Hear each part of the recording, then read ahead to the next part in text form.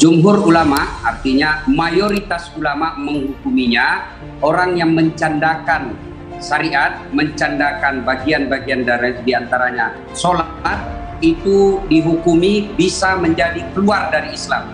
Dengan kata lain, dia dihukumi dengan kafir. Karena agama dibangun itu berdasarkan keseriusan, agama didirikan itu berdasarkan keteguhan terhadap keyakinan. Jadi kalau ada orang yang mencanda, mempermainkan apalagi bagian dari rukun Islam, itu bagian rukun Islam yang dicandakan, maka ulama menghukuminya dia bisa dikategorikan kafir, keluar dari Islam. Saya justru tidak berkeyakinan orang ini sebagai public figure. Yang namanya public figure itu yang patut untuk dicontoh. Dia justru adalah pengadu figur, ya, figur kegaduhan. Ya, dia bukan public figure, tapi dia public kegaduhan. Jadi sebaiknya orang seperti ini, kalau kita orang Islam yang peduli terhadap agama, mengangkat marwah agama kita, menjaga wibawa agama kita, kita unfollow orang seperti ini. Kita jangan mengikuti akunnya, kita blok. Supaya apa? Dia tidak memicu kegaduhan.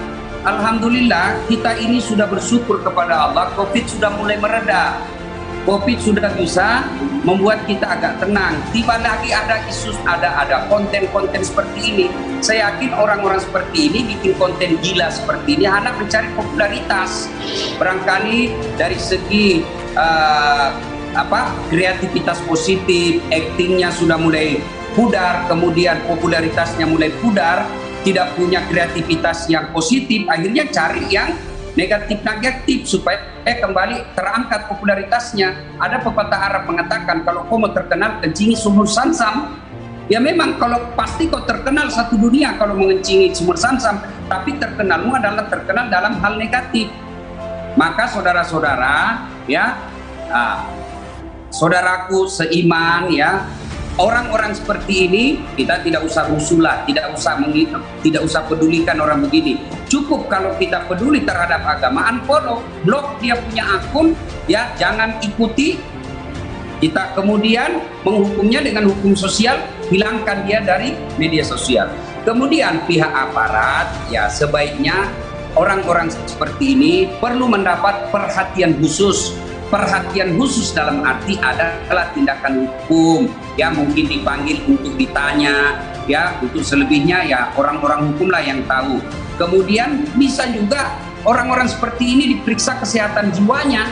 Orang sakit jiwa itu tidak berarti gila. Orang sakit jiwa itu kan ada tingkatan-tingkatannya.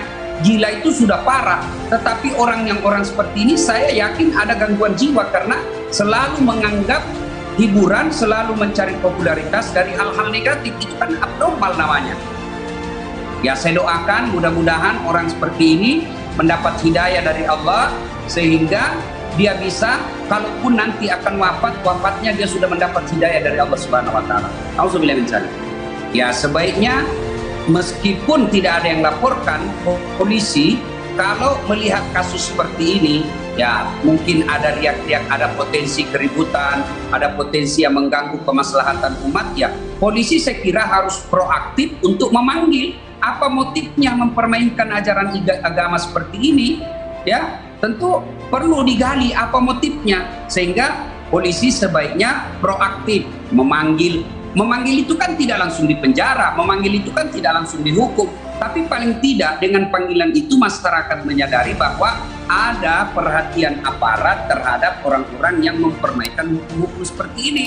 Kalau kita menuntut hal ini seperti orang seperti ini dituntut, orang seperti ini dilakukan pemanggilan, tidak berarti kita radikal, tapi ini kita berupaya untuk menjunjung tinggi kemuliaan sebuah agama.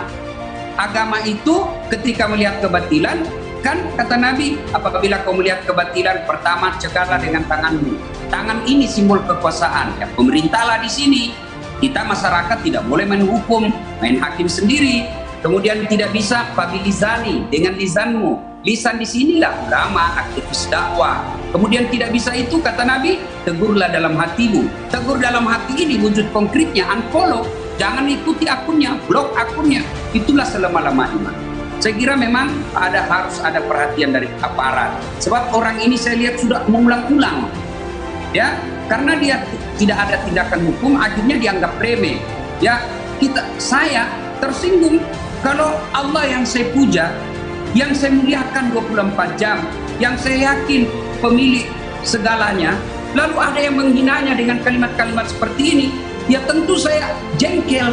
Kejengkelan itu tentu saya tidak mewujudkan dalam main hakim sendiri, sebab kita punya hukum. Maka pemerintah dalam hal ini, kepolisian, proaktif untuk melakukan proses hukum seperti ini. Proses hukum tidak berarti bahwa langsung dia dipenjara, tidak, tetapi adalah sedikit, ya, upaya hukum supaya orang ini juga tidak berkelakuan berulang-ulangnya, karena dia tidak ada proses hukum, akhirnya sebebas-bebasnya dia, dan seolah-olah negara kita ini tak berdaya menghadapi orang seperti ini. Bagi saya perlu diluruskan dulu apa itu public figure. Bagi saya orang seperti ini definisi penting, ya, definisi hakiki menurut Kamus Besar Bahasa Indonesia, public figure itu adalah orang-orang yang patut diikuti tingkah lakunya, patut dicontoh kelakuannya, dan dicontoh menjadi yang namanya public figure, dicontoh dalam hal nilai-nilai kebaikan. Ini public figure. Tapi kalau seperti ini bukan public figure, dia sumber kegaduhan.